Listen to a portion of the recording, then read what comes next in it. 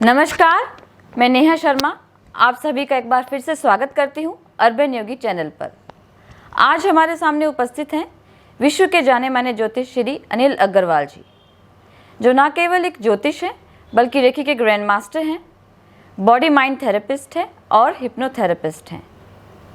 आज हम इनसे एक नए विषय के बारे में चर्चा करना चाहेंगे। स्वागत है अनिल अग्रवाल जी आपका। नमस्कार अनिल जी, आज हम आपसे एक नए विषय के बारे में जानकारी लेना चाहेंगे। आज हम आपसे जेमस्टोन्स के बारे में कुछ जानकारी लेना चाहेंगे। अक्सर कुछ पंडित या एस्ट्रोलॉजर ये कहकर कुछ नग को उतरवा देते हैं कि ये पुराना हो गया है। हाँ। और कुछ पंडित या एस्ट्रोलॉजर कहते हैं कि ये नग कभी पहनने ही नहीं चाहिए। बिल्कुल। कुछ कहते हैं कि ये पहनने चाहिए। तो एक कॉन्ट्रडिक्शन हो जाता है। इसका कोई हल है? हाँ, देखिए, ये कॉन्ट्रडिक्शन जो है ये एग्जिस्ट कर रहा है लोगों के अपने अपने नॉलेज के बेस पे। पहली चीज़ जो थंब रूल है, जन्म कुंडली के 6, 8वें और 12वें ग्रह के नग पहनने से मना किया जाता है।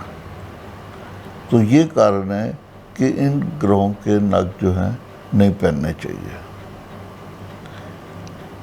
जहाँ आपका पहला सवाल था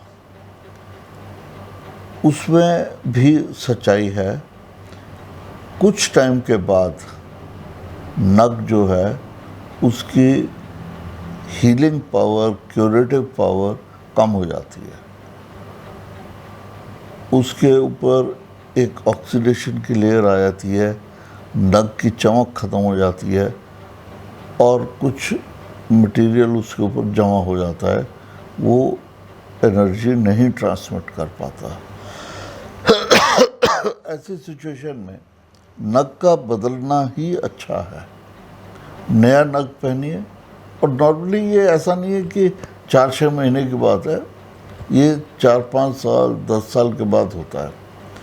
अब कैसे पता लगेगा कि नग की पावर ख़त्म हो गई है? हाँ जी। तो सिंपल सी चीज़ है, अगर आप गए हैं एस्ट्रोलॉजर के पास या पंडित के पास तो प्रॉब्लम है तो आप गए हैं ना। और क्या ये वही इश्यूज़ हैं जो नग पहनने से पहले के थे? तो बड़ी सीधी सी बात है कि अब नग काम नहीं कर रहा। वो जेमस्टोन की पावर ख़त्म हो गई है, वो काम नहीं कर रहा। 3 साल या 4 साल गाड़ी की बैटरी की लाइफ होती है, वो भी तो बदलनी पड़ती है ना आपको। बिल्कुल। गाड़ी में बैटरी लगी है, सेल्फ चार्जिंग होती रहती है, आप उसका तेल पानी चेक करते रहते हैं, बैटरी का पानी चेक करते रहते हैं। हाँ जी। उसके बाद भी उसके सेल वीक पड़ जाते हैं।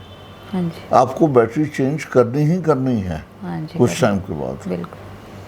तो ऐसे ही नगों का है, जेमस्टोन्स का है, कुछ टाइम के बाद वो वीक हो जाते हैं, तो हमें चेंज करने में ही फ़ायदा है। हाँ, अगर वो अपना पहले जैसा ही रिज़ल्ट दे रहे हैं तो फिर चेंज करने की ज़रूरत नहीं है। पर हमें बहुत बार पता नहीं लगता, बैटरी का भी हम ध्यान नहीं देते। जब गाड़ी खड़ जाती है और इलेक्ट्रीशियन बोलता है कि जी कुछ नहीं हो सकता, आपको बैटरी बदलनी है, तब हम जाके करते हैं। क्यों? हमें प्रिवेंटिव सिस्टम मालूम ही नहीं है कि भाई 3 साल होने वाले हैं तो हम जाके चेक कराएं, वो तो कराते नहीं हैं हम। तो यही हाल नग का है। अब आपका जो एक और सवाल था कि कोई कहता है नग पहनो, कोई नहीं, तो वो मैंने आपको बताया 6, 8, 12 के नहीं पहनने। लेकिन कुछ एक्सेप्शंस भी होती हैं। चंद्रमा और सूर्य के अलावा बाकी जो ग्रह हैं उनके 2-2 राशियों पे कंट्रोल है। चंद्रमा के 4थी राशि के ऊपर है, सूर्य का 5वीं राशि पर है, बुध है उसका 3 और 6 राशि पर है, जो बृहस्पति है उसका 9 और 12 पे है, मंगल का पहली राशि और 8वीं राशि पर है, शनि का 10वीं और 11वीं राशि पर है, ऐसे दो राशियों का है। शुक्र का दूसरे और 7वीं राशि पे कंट्रोल है। तो ये कंट्रोल के हिसाब से कई बार क्या होता है, एक ग्रह उसकी एक राशि तो पड़ी है 6ठे घर में और दूसरी कहीं और है, शुभ स्थान पे है, तो कंफ्यूजन हो जाता है जी कि नग पहनाए या ना पहनाए। बिल्कुल। तो वो कुंडली देख के ही निर्णय होता है, पहली चीज। इसके अलावा भी एक इशू है। मान लीजिए किसी का बृहस्पति की प्रॉब्लम है, ओवरऑल ये बताया गया कि बृहस्पति का नग ना पहनो, और लड़की है तो शादी का कारक बृहस्पति है, अब शादी भी नहीं हो रही है, बृहस्पति कमजोर है, तो ऐसे में लिमिटेड टाइम के लिए नग पहनाया जा सकता है।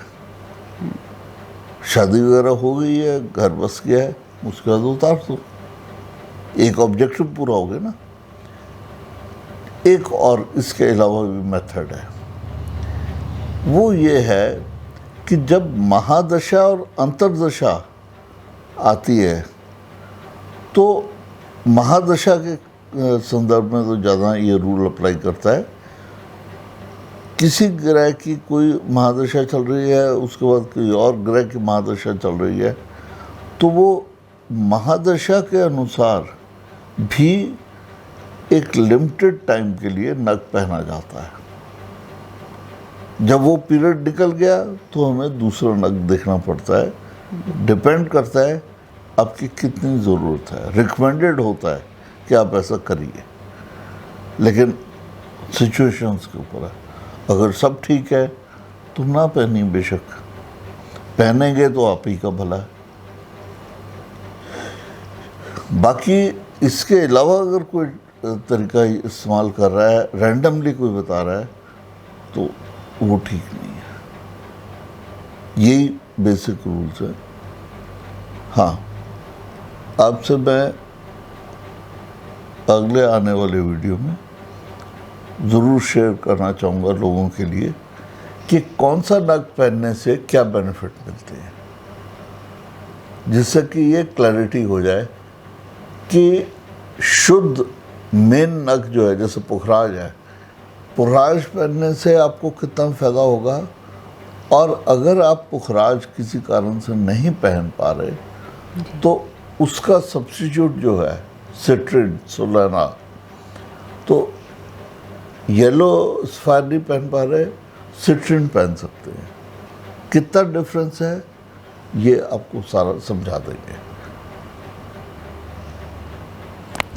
बहुत बहुत धन्यवाद आपका अनिल जी। आपने जेम स्टोन्स के बारे में हमें बहुत सारी जानकारी दी और काफ़ी लोगों को क्लियर हुई होगी ये बातें कि क्या कारण है अगर कोई पंडित या एस्ट्रोलॉजर नग पहनने के लिए या उतरवाने के लिए कहता है, क्या कारण है।